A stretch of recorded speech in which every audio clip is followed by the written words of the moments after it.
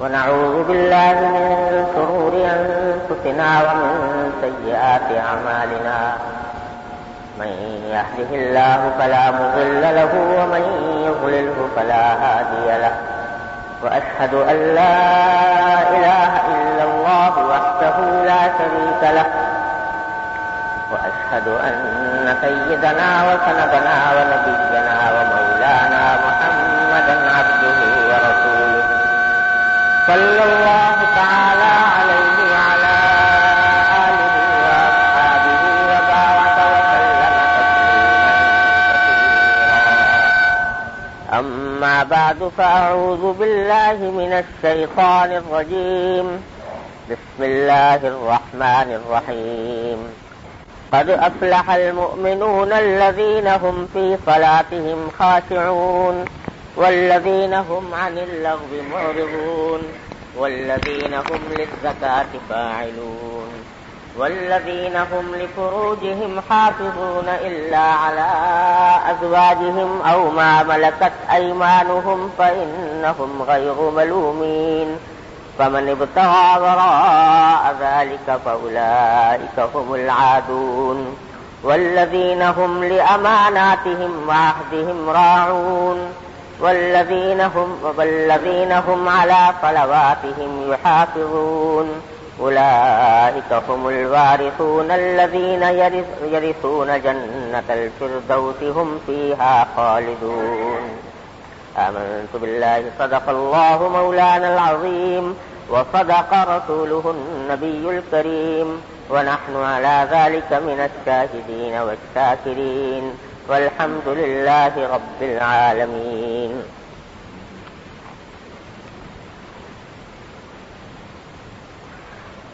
بزرگان محترم اور برادران عزیز،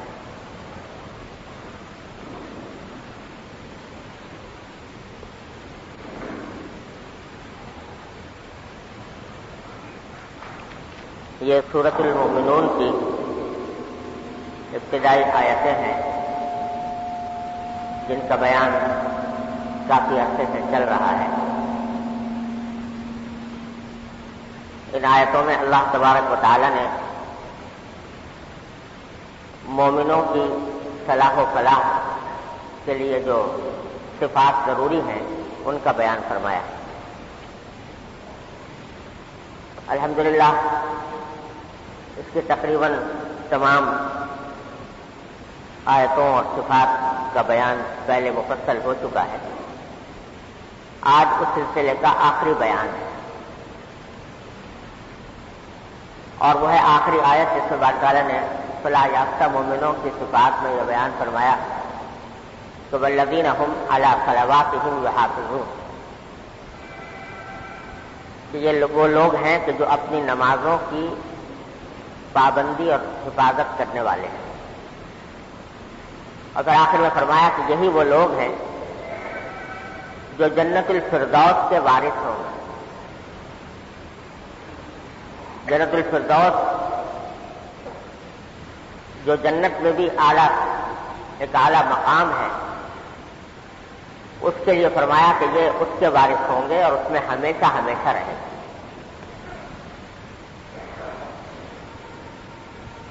یادداشت کو تازہ کرنے کے لیے ایک مرتبہ پھر نظر ڈال لیتے ہیں ان تمام اوصاف پر جو اللہ تبارک و تعالی نے ان آیات کریمہ میں بیان فرمائے ہیں.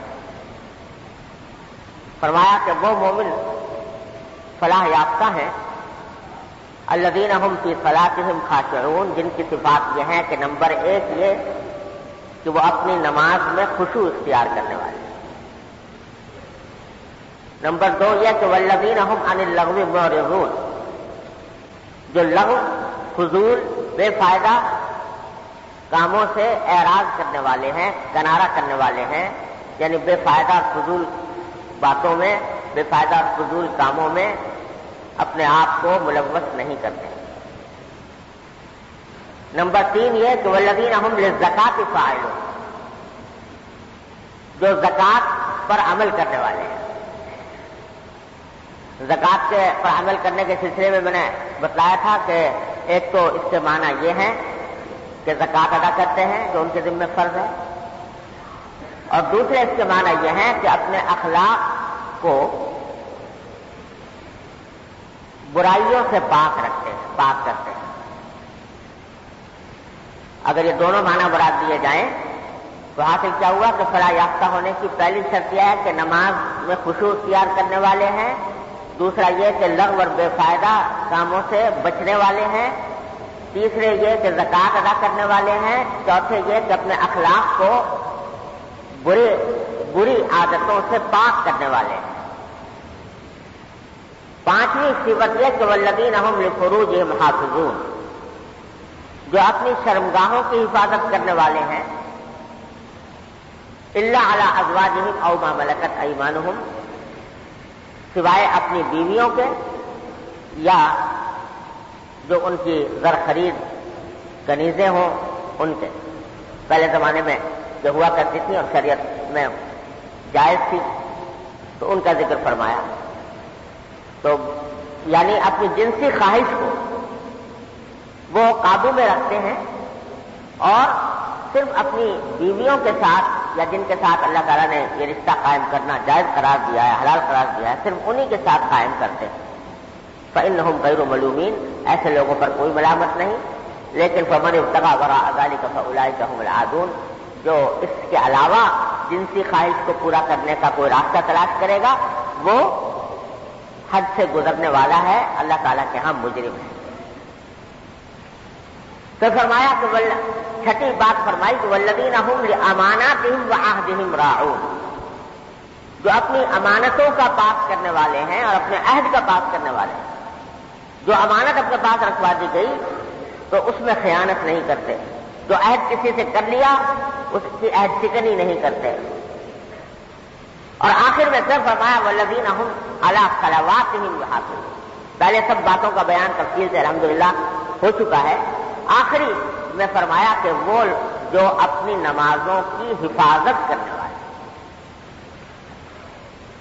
ان کے بارے میں فرمایا کہ یہ جنت کے وارث ہوں گے۔ تو یہ 7 یا 8 صفات بیان فرمائی ہے قرآن کریم نے جو فلاح کے لیے ضروری ہیں، مومنوں کے فلاح کے لیے۔ ان 7 یا 8 صفات میں سے اگر آپ دیکھو تو شروع بھی کیا گیا تھا نماز سے اور ختم بھی کیا گیا نماز پر۔ سب سے پہلی صفت بیان کی تھی کہ وہ جو اپنی نمازوں میں خشوع اختیار کرنے والے ہیں، اور ختم بھی کیا والذین هم علی صلواتهم یحافظون، جو اپنی نمازوں کی حفاظت کرنے والے ہیں، جس کا مطلب کیا نکلا کہ مومن کے لیے فلاح حاصل کرنے کا سب سے اہم راستہ نماز ہے۔ شروع بھی وہیں سے ہو رہا ہے فلاح کا راستہ اور ختم بھی وہیں پر ہو رہا ہے والذین هم علی صلواتهم یحافظون۔ دونوں میں فرق یہ ہے، شروع میں کہا تھا نمازوں میں خشوع اختیار کرنے والے ہیں، جس کے معنی یہ ہے کہ میں نے عرض کیا تھا کہ آدمی کی توجہ نماز کے اندر اختیاری طور پر اللہ کی طرف ہو، اللہ کے کلام کی طرف ہو۔ پھر میں جو فرمایا کہ نمازوں کی محافظت کرنے والے، حفاظت کرنے والے۔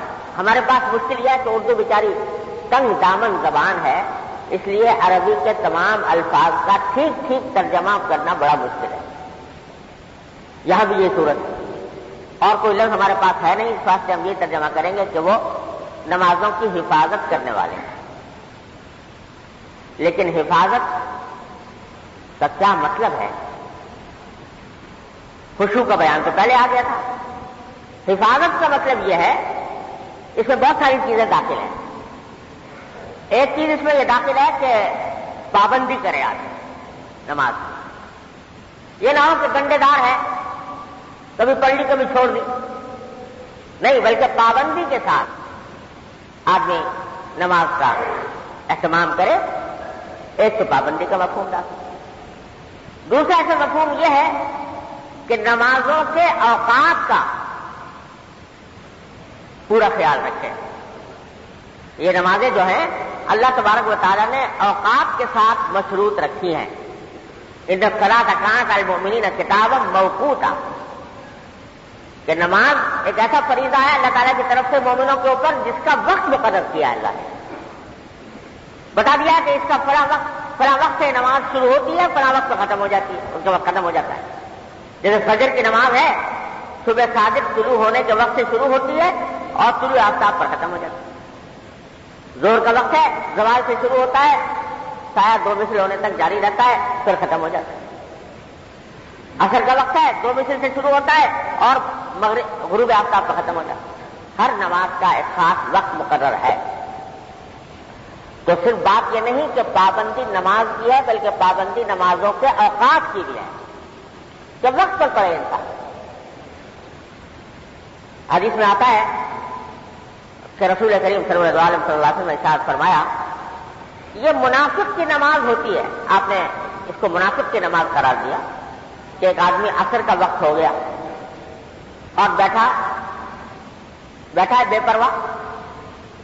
عصر کا وقت ہو گیا اور بے پرواہ بیٹھا ہوا ہے یہاں تک کہ سورج جب کنارے آ لگا، اور جب کنارے آ جاتا ہے تو اس وقت عصر کی نماز مکروہ ہو جاتی ہے.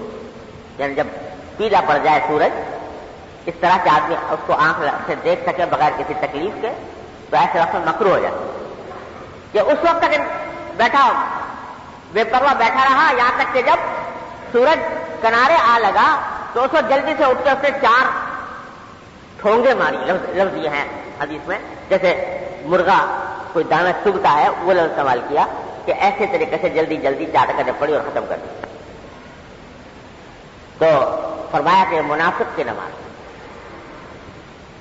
لہذا بات صرف یہ نہیں ہے کہ نماز پڑھنی ہے، فریضہ سر سے ٹالنا ہے، نہیں، بلکہ اس کے اوقات کا بھی لحاظ رکھنا ہے کہ وہ صحیح وقت پر ادا ہو. فجر کی نماز ہے وہ طلوع آفتاب پر اس کا وقت ختم ہو جاتا ہے. لہذا اس بات کا اہتمام ضروری ہے کہ فجر سے طلوع آفتاب سے پہلے پڑھی جائے. آدمی بے فکر ہو کر اعوذ باللہ بڑا سوتا رہے اور طلوع آفتاب کے بعد اٹھ کے نماز پڑھے، پڑھ تو نہیں نماز اس نے قضا، لیکن یہ نماز کی حفاظت نہ ہوئی. وقت کا لحاظ نہیں رکھا گیا. جس وقت اللہ نے فرمایا تھا اس وقت ادا نہیں کی گئی. بار بار آپ حضرات سے یہ عرض کرتا رہتا ہوں کہ دین نام ہے اللہ کے حکم کی اطاعت کا. کسی وقت میں کچھ نہیں رکھا، لیکن اللہ تعالیٰ نے جو ایک حکم دے دیا کہ فلاں وقت سے پہلے ادا کرو، اب اسی وقت سے پہلے ادا کرنا ضروری ہے. اطاعت بارے تعالیٰ. آفتاب شروع ہو رہا ہے اس وقت میں اگر کوئی نیت باندھ لے نماز پڑھنے کی، حرام ہے بالکل. حالانکہ نماز تو اچھی عبادت ہے لیکن چونکہ اللہ کا حکم کے خلاف ہے اس وقت سے حرام ہے وہ. تو وقت کے اندر وقت کی پابندی یہ محافظت کے مفہوم میں داخل ہے کہ اوقات کی پابندی. تیسری بات جو محافظت کے مفہوم میں داخل ہے حفاظت، وہ یہ ہے کہ نماز کو اس کے مکمل طریقے سے ادا کیا. مکمل طریقے سے ادا کرنے کا مفہوم یہ ہے کہ اگر مرد ہے تو مرد کے لیے ضروری ہے کہ وہ نماز باجماعت ادا کرے، مسجد میں جا کر جماعت کے ساتھ ادا کرے. جماعت کے ساتھ ادا کرنا یہ سنت مؤکدہ ہے اور ایسی سنت مؤکدہ ہے جو واجب کے قریب ہے. بعض علماء کرام نے تو واجب ہی کہا ہے، لیکن امام ابو حنیفہ کے نزدیک واجب تو نہیں لیکن سنت مؤکدہ ہے، قریب بواجب، واجب جیسی ہے کہ مسجد میں پڑھے، جماعت کے ساتھ پڑھے. گھر میں اگر اکیلا پڑھ لیا تو اس کو کہا گیا ہے کہ ناقص ادائیگی ہے، ادھوری ادائیگی. گھر میں جو نماز اکیلے پڑھ لے آدمی تو یہ ناقص اور ادھوری ادائیگی ہے. فقہاء کرام سے کہتے ہیں ادائے قاصر ہے. ادائے کامل یہ ہے کہ مسجد میں آ کر نماز کے ساتھ جماعت کے ساتھ ادا کرے. اور فضیلت بھی، ثواب کے لحاظ سے بھی، حدیث میں رسول کریم صلی اللہ علیہ وسلم نے فرمایا کہ تنہا نماز پڑھے آدمی اس کے مقابلے میں اگر جماعت سے نماز پڑھے 27 گنا زیادہ ثواب ہے، 27 گنا زیادہ اجر ملتا ہے۔ تو اب بتاؤ کہ گھر میں بیٹھ کے آدمی پڑھے اور مسجد میں جا کر پڑھے، مسجد جا کر زیادہ 5 منٹ لگ جائیں گے وہاں جانے میں، تو اس کی خاطر اتنا بڑا اجر و ثواب چھوڑ دیں، اس کی خاطر نماز کی ادائیگی کو ادھورا بنا لے، ادا قاصر، کتنے بڑے گھاٹے کا سودا ہے۔ لہذا مردوں کے لیے یہ سمجھ لو کہ ضروری ہے کہ گھروں میں نہیں مسجد میں آ کر نماز پڑھیں، اور اللہ تبارک و تعالیٰ نے مسجد کو اللہ کا گھر بنایا ہے۔ جتنی دیر انسان مسجد میں بیٹھتا ہے نماز کے انتظار میں، خالی بھی بیٹھا ہو تو اللہ تعالیٰ اس کو نماز کا اجر دیتے رہتے ہیں۔ آپ حضرات بیٹھے ہو یہاں اور اس لیے بیٹھے ہو کہ نماز کا انتظار ہے کہ تھوڑی دیر بعد نماز ہوگی۔ جتنی دیر آپ بیٹھے ہیں خاموش بھی بیٹھے ہو اور کوئی کام نہیں کر رہے، نہ نماز پڑھ رہے ہیں، نہ تلاوت کر رہے ہیں، نہ ذکر کر رہے ہیں، خالی بیٹھے ہیں، لیکن چونکہ نماز کے انتظار میں بیٹھے ہیں تو حدیث میں فرمایا کہ نماز کے انتظار میں بیٹھنے والے کو بھی ایسا ہی ثواب ملتا ہے جیسا کہ نماز پڑھنے کا ثواب۔ تو پہلے سے اگر آدمی پہنچ جائے نماز میں جماعت میں تو مستقل ثواب مل رہا ہے، نام اعمال میں اضافہ ہو رہا ہے، نیکیاں بڑھ رہی ہیں۔ تو اس واسطے اس مفہوم میں نمازوں کی حفاظت میں یہ بات بھی داخل ہے کہ جماعت کے ساتھ ادا کریں۔ حدیث میں رسول کریم سرور دو عالم صلی اللہ علیہ وسلم نے ارشاد فرمایا، حضور اقدس صلی اللہ علیہ وسلم کے زمانے مبارک میں نماز جب مسجد نبوی میں آپ امامت فرما رہے ہوتے تھے تو سارے صحابہ کرام جماعت سے نماز پڑھتے تھے حضور کے پیچھے ظاہر ہے، لیکن کچھ منافق قسم کے لوگ ہوتے تھے جو جماعت میں حاضر نہیں ہوتے تھے، کیونکہ منافق کے دل میں ایمان تو تھا نہیں، ایسی زبان سے کہہ دیا کہ میں مسلمان ہیں لیکن حقیقت میں ایمان دل میں تھا نہیں، اس واسطے بہانے بناتے تھے، گھر میں بیٹھے ہیں اور جماعت میں نہیں آئے۔ کسی صحابی سے تصور تو نہیں ہو سکتا تھا کہ وہ جماعت چھوڑے گا، وہ تو صحابہ کرام تو سب آتے تھے، لیکن کچھ منافق قسم کے لوگ بیٹھے رہ جاتے تھے۔ تو ایک دن رسول کریم سرور دو عالم صلی اللہ علیہ وسلم نے ارشاد فرمایا کہ میرے دل میں آتا ہے کہ کبھی اس طرح کروں کہ مصلی پر کسی اور کو کھڑا کر دوں نماز کی امامت کرنے کے لیے اور کہوں نماز شروع کرو، اور پھر میں جا کر دیکھوں لوگوں کو گھر میں کون بیٹھائے گا جو جماعت میں نہیں آیا، اور اگر کچھ لوگوں کو میں دیکھوں کہ وہ جماعت میں شامل نہیں ہیں تو میرا دل چاہتا ہے کہ ان کے گھروں کو آگ لگا دوں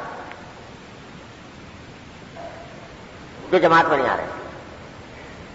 آپ اندازہ کیجئے رسول کریم صلی اللہ علیہ وسلم کا صدمہ اور غصہ اس بات پر کہ آدمی گھر میں بیٹھا ہے، مسجد کے میناروں سے آواز بلند ہو رہی ہے کہ نماز کی طرف آؤ، فلاح کی طرف آؤ، حی علی الفلاح، حی علی الفلاح، اور یہ آدمی بیٹھا ہے، اس کے کان پر جو نہیں دی، یہ نہیں آتا۔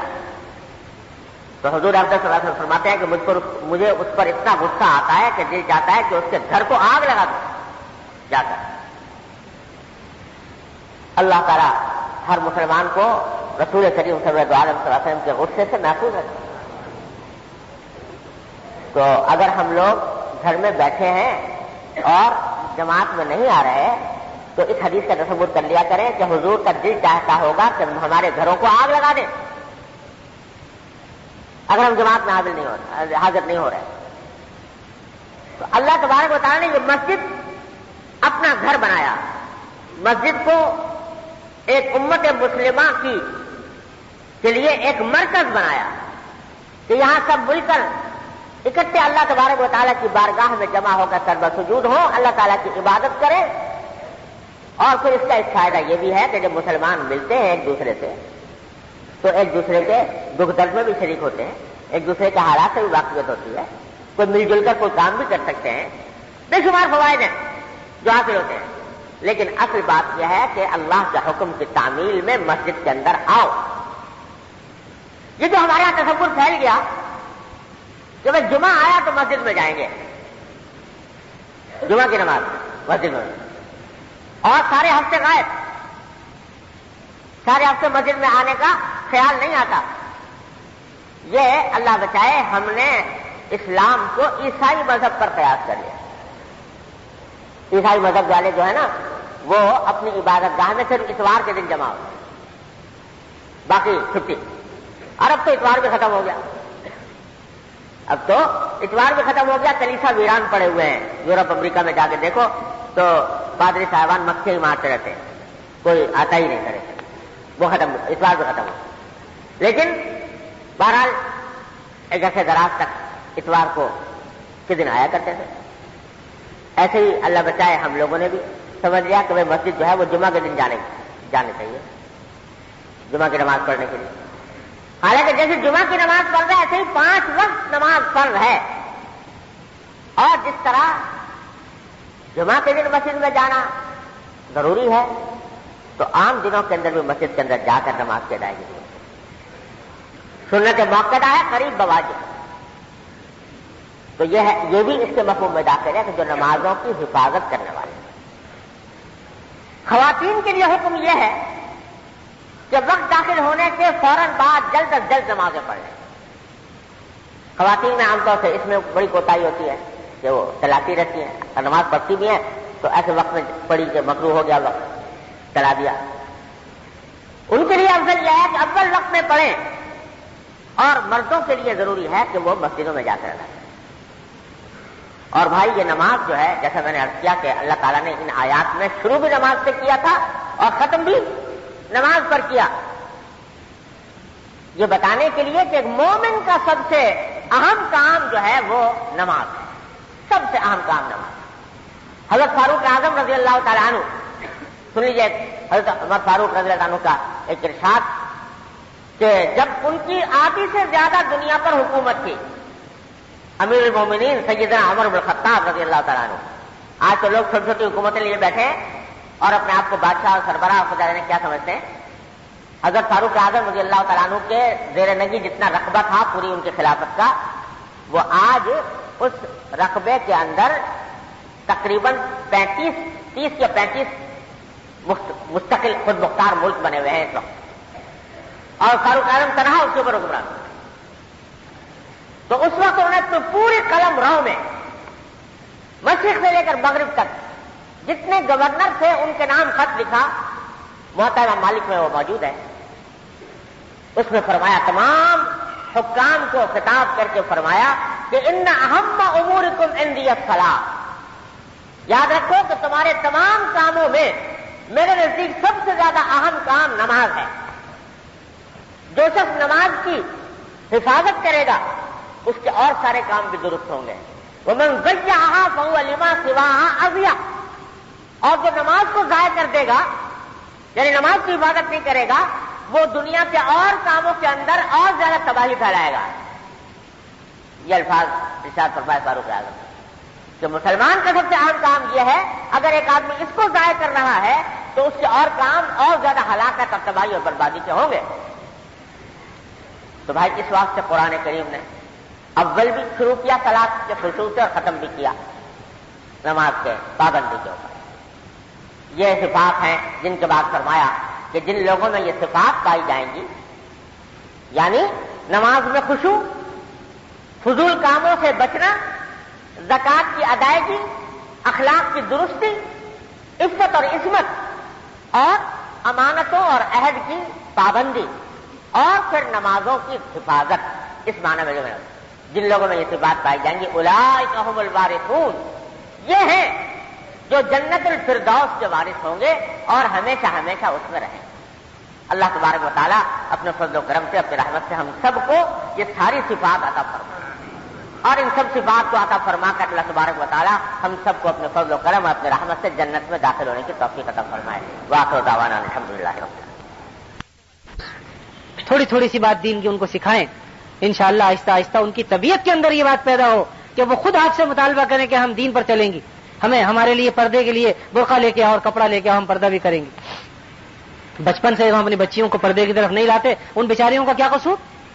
انہیں اس میں یہ بھی محسوس نہیں ہوتا کہ وہ مردوں کے ساتھ اختلاط کریں یا ہاتھ ملائیں یا ان سے بیٹھ کر گفتگو کریں۔ وہ عیب تب سمجھے جب آپ ان کو یہ بات سکھلائیں۔ جب یہ بات عیب ہی نہیں سمجھی جاتی تو کس طریقے سے وہ عیب سمجھیں گے؟